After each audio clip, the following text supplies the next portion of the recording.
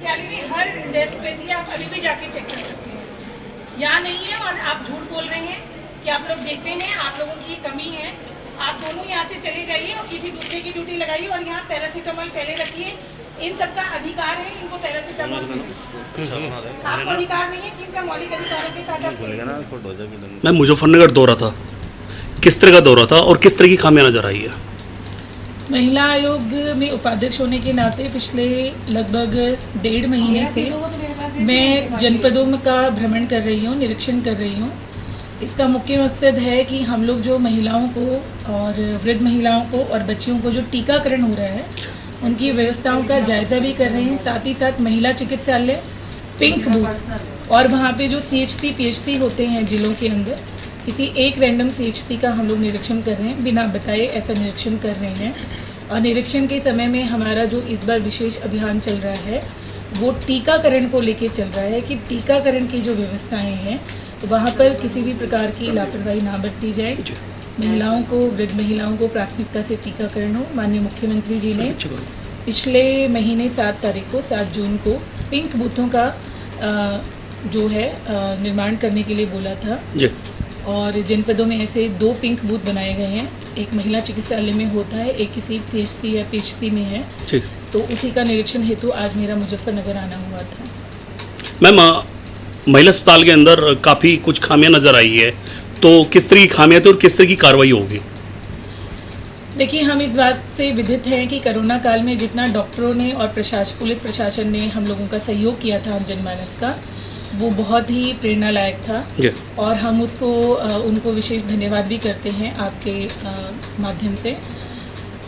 आज जो महिला चिकित्सालय के निरीक्षण के दौरान जहाँ टीकाकरण हो रहा था वहाँ पर पैरासीटामोल देने की कोई व्यवस्था नहीं थी।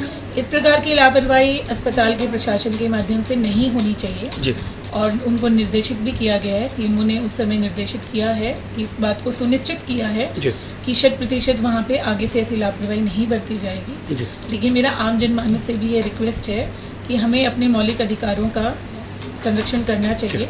अगर मान लीजिए किसी कारण किसी जगह पे अगर पैरासीटामोल ख़त्म हो जाती है तो हमें उन्हें मांगना चाहिए, हमें उनको जागरूक भी करना चाहिए।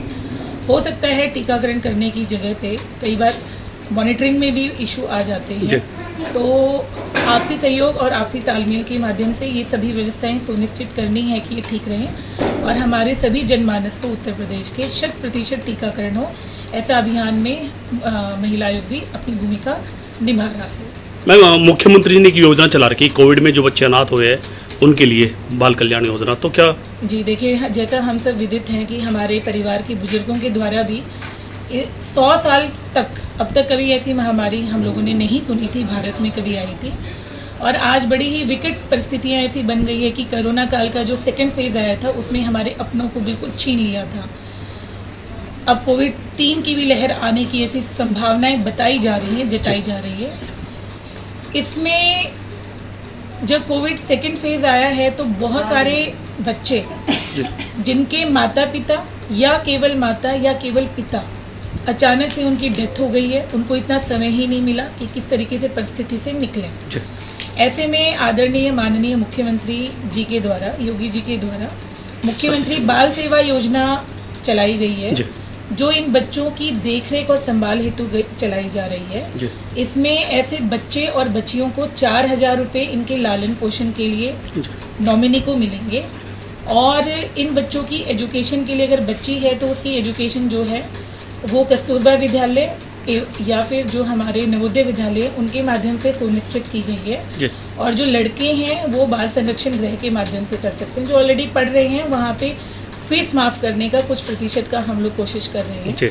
अगर लड़की ग्रेजुएशन में है या हायर स्टडीज़ कर रही है तो उसको एक टैबलेट देने की व्यवस्था है, लैपटॉप टैबलेट का दूसरा रूप। और अगर वो शादी करती है 18 साल के बाद तो उसको 1,01,000 रुपये देने की भी व्यवस्था है। लेकिन इन व्यवस्थाओं के साथ ही कल भी एक आदेश पारित हुआ है कि 18 जुलाई तक जिला प्रशासन को ये बिल्कुल डेडलाइन दी गई है कि जो महिलाओं के पति गुजर गए हैं, ऐसे बच्चों के जिनके पिता गुजर गए हैं, उनकी जो मतलब जो महिला है उसको उसके पति की जमीन का स्वामित्व का अधिकार भी उसको 100% मिलना चाहिए। क्योंकि कुछ केसेस में ऐसा भी सुनने में आ रहा है कि पति के डेथ होने के बाद पत्नी को वहाँ से निकाल दिया गया है या घर भेज दिया गया है या उसको जानकारी नहीं है।